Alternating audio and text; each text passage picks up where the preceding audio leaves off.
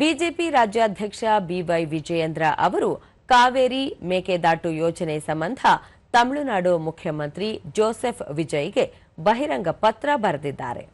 ಕರ್ನಾಟಕ ಮತ್ತು ತಮಿಳುನಾಡು ರಾಜ್ಯಗಳು ಇತಿಹಾಸ, ಸಂಸ್ಕೃತಿ, ವಾಣಿಜ್ಯ ಹಾಗೂ ಜನರ ಪ್ರೀತಿಯಿಂದ ಸಂಬಂಧಗಳನ್ನು ಹೊಂದಿದ್ದು ಎರಡೂ ರಾಜ್ಯಗಳು ಸಹೋದರ ರಾಜ್ಯಗಳಾಗಿ ಬದುಕುತ್ತಿವೆ.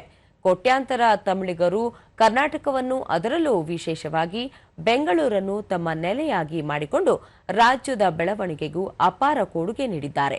ಅಷ್ಟೇ ಪ್ರಮಾಣದಲ್ಲಿ ತಮಿಳುನಾಡಿನಲ್ಲೂ ಕನ್ನಡಿಗರು ವಾಸವಾಗಿದ್ದು ತಮಿಳು ಸಂಸ್ಕೃತಿ ಮತ್ತು ರಾಜ್ಯದ ಪ್ರಗತಿಗೆ ಸಮೃದ್ಧ ಕೊಡುಗೆ ನೀಡಿದ್ದಾರೆ.